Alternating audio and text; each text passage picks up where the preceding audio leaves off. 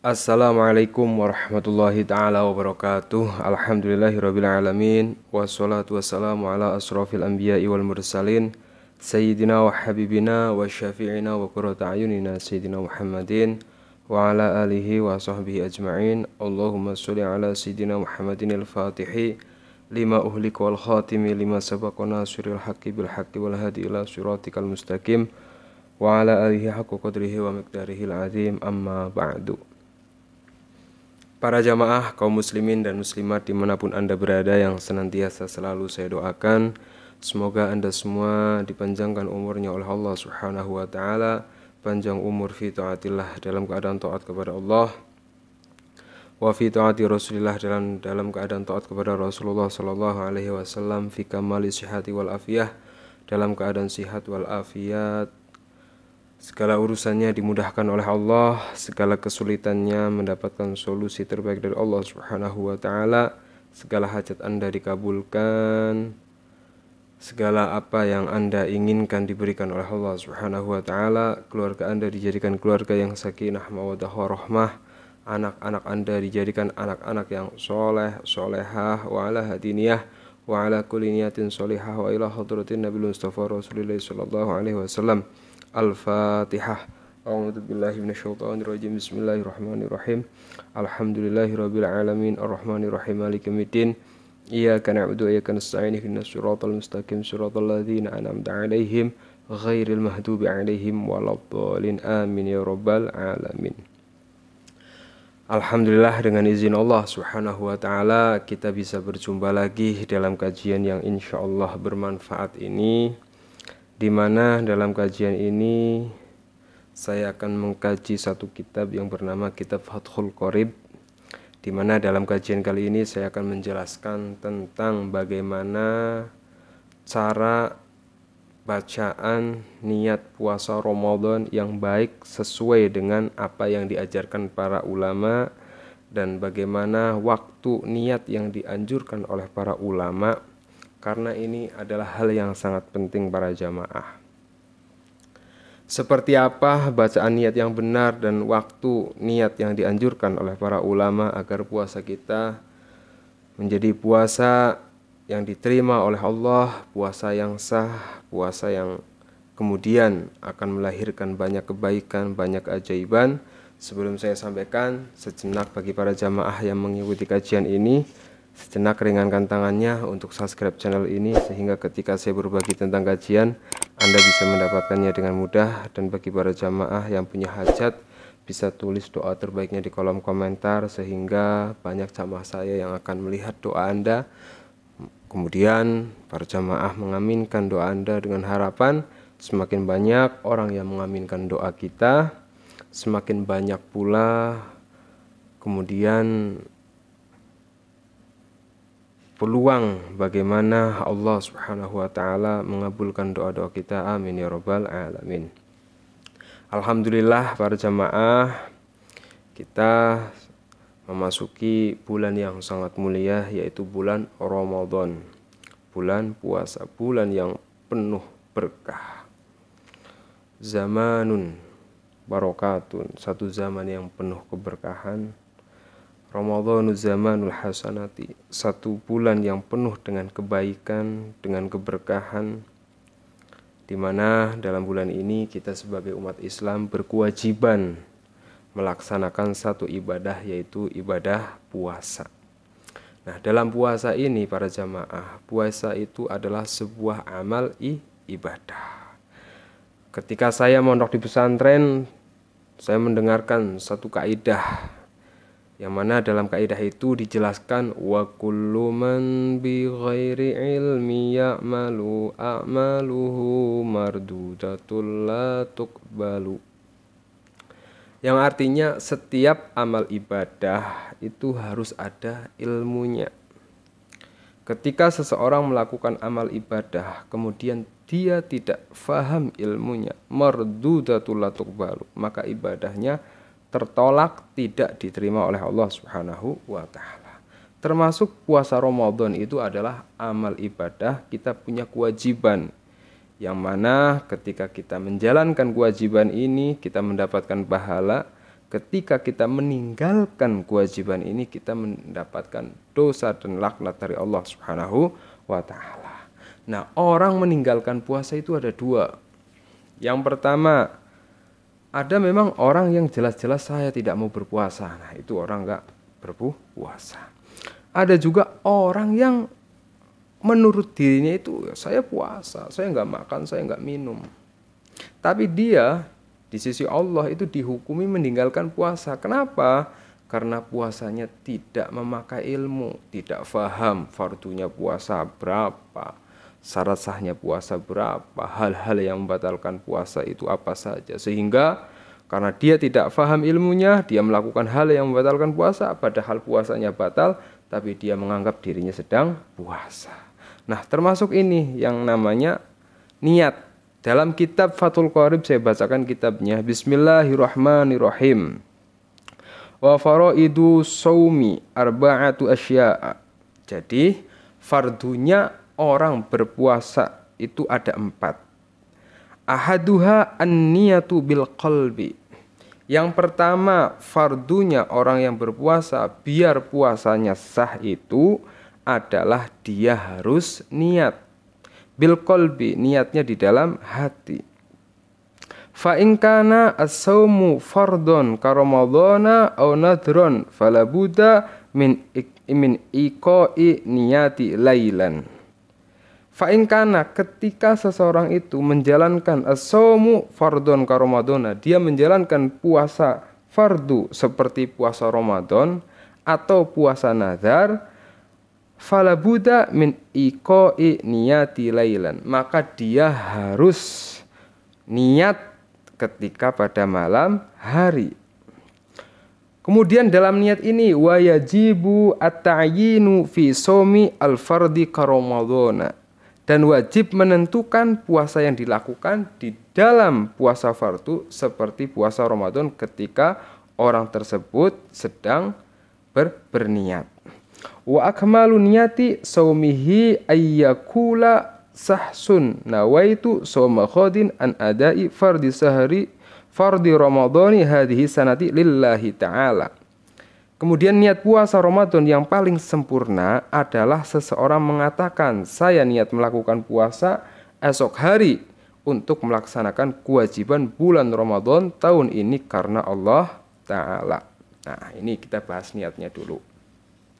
Nah, para jamaah yang dirahmati oleh Allah. Jadi, yang namanya niat pada bulan puasa atau kita melaksanakan ibadah puasa Ramadan itu hukumnya wajib. Innamal a'malu binniyat. Nah, yang pertama, untuk waktu niat kita puasa agar puasa kita sah itu di dalam kitab ini min iqa'i niyati lailan, kita melaksanakan niat puasa ini pada malam hari. Seperti dalam hadis yang dijelaskan oleh Rasulullah Shallallahu Alaihi Wasallam, "Malam yajma' as-siyama qabla al-fajri fala siyama lahu." Nah, ini. Ketika siapa yang tidak membulatkan niat mengerjakan puasa sebelum waktu fajar, maka ia tidak berpuasa, alias dia tidak melaksanakan satu fardu puasa, yaitu niat puasanya, maka tidak sah. Nah, jadi niatnya itu di malam hari. Pokoknya di malam hari itu biasanya kalau di pesantren itu para jamaah kita niat puasa Ramadan itu ya setelah makan sahur biasanya. Ada juga biasanya setelah sholat tarawih kita juga masih bisa membaca niat puasa. Yang penting dilaksanakan di malam hari qoblal fajri, sebelum datangnya fajar. Adapun niat puasa yang benar para jamaah, bacaannya adalah ini niat puasanya yang bisa Anda baca setiap malam di malam bulan Ramadan agar puasa kita sah. Jadi untuk bacaannya adalah Bismillahirrahmanirrahim.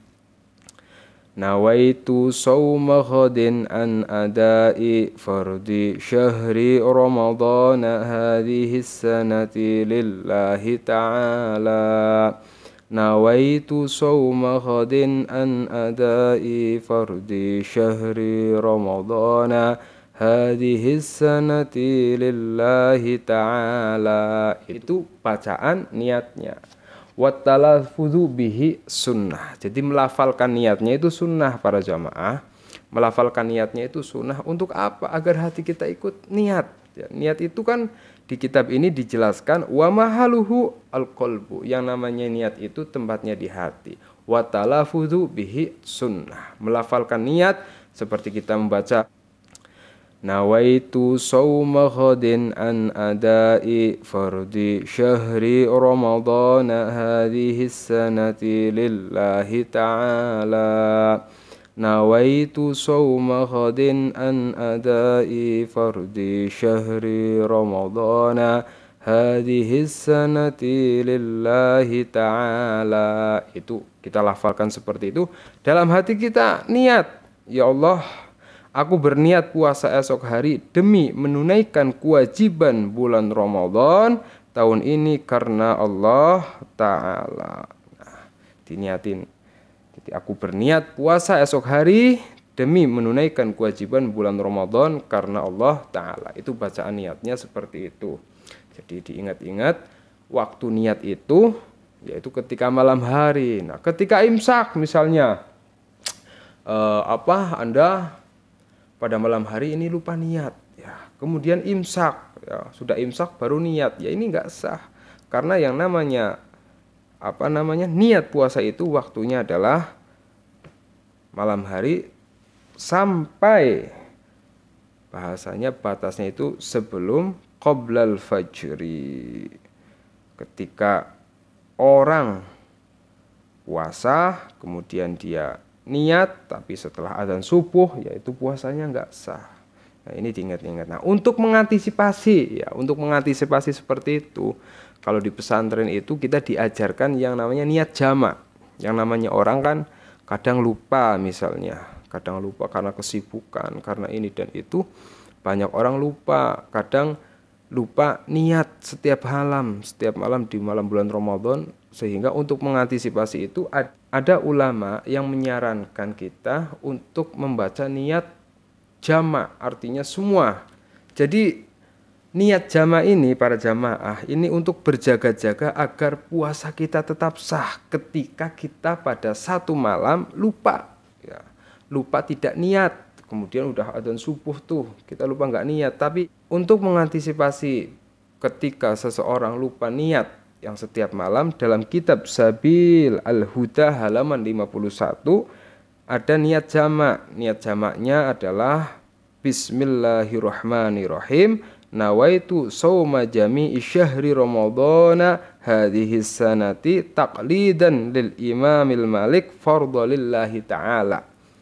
Jadi ini niatnya itu sanadnya dari Imam Malik, ya.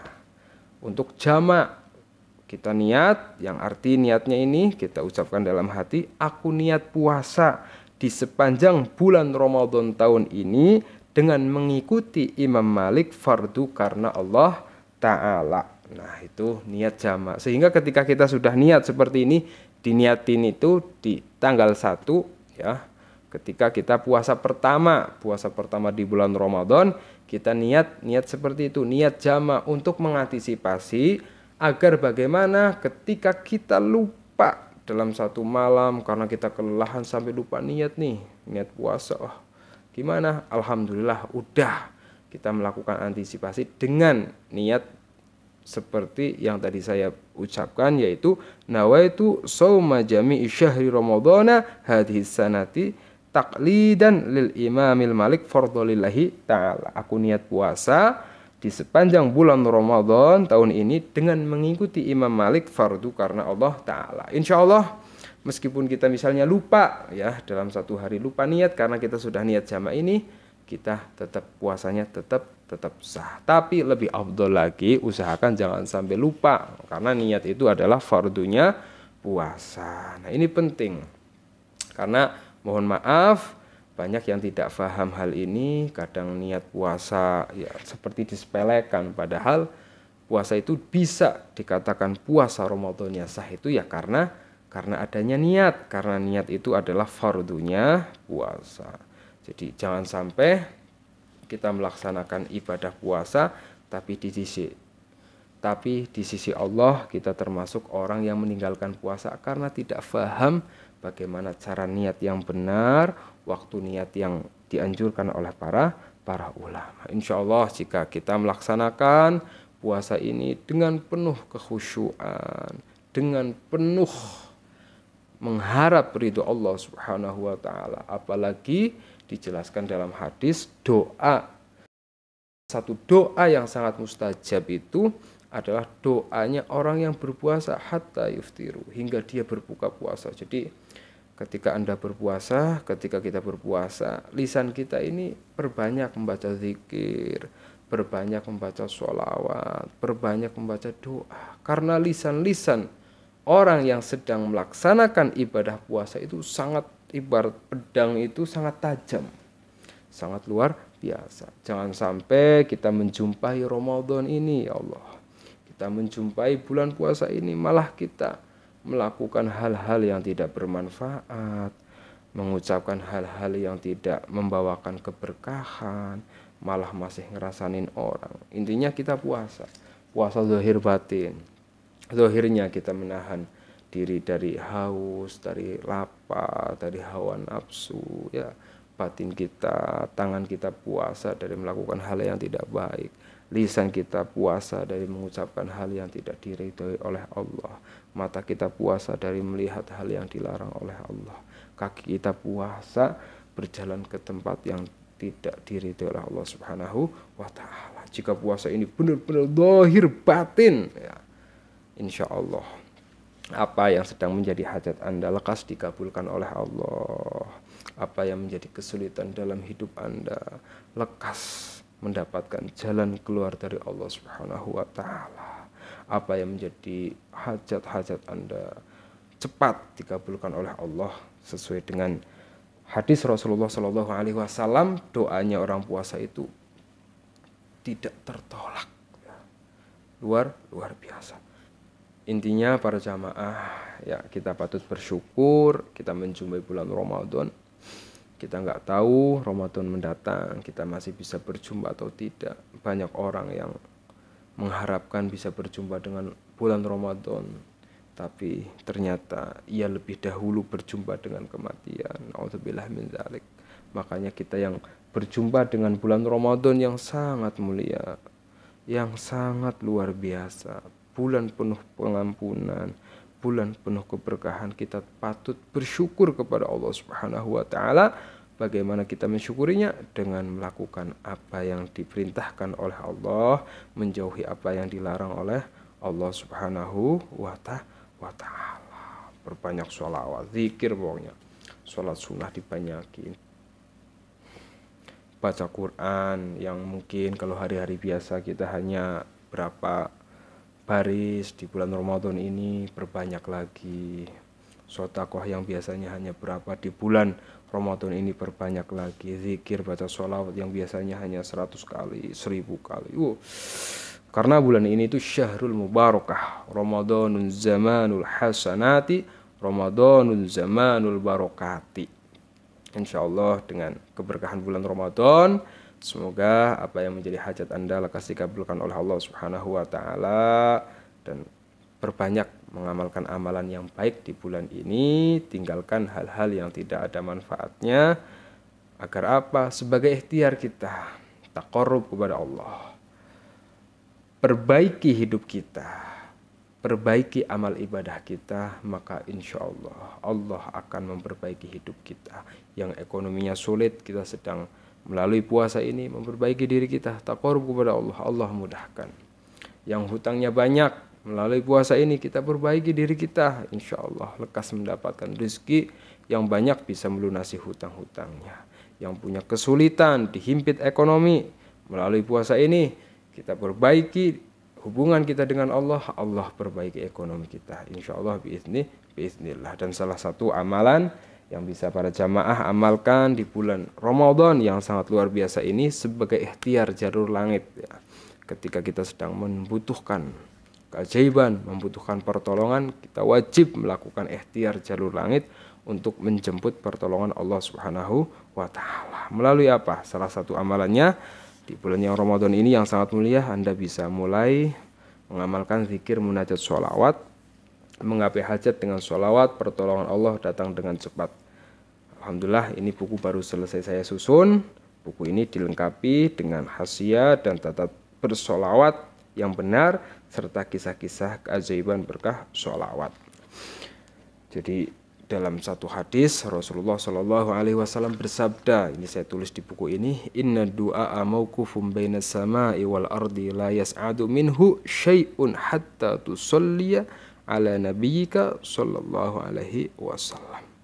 Bahwa sesungguhnya para jamaah, doa kita itu diam,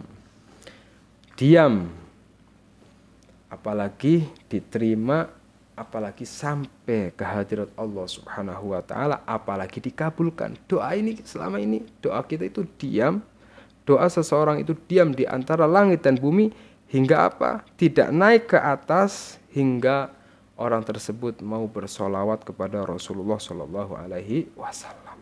Bisa saja doa-doa yang kita panjatkan selama ini diam di antara langit dan bumi, tidak terangkat. Nah, melalui zikir munajat sholawat ini alhamdulillah ada bacaan zikirnya.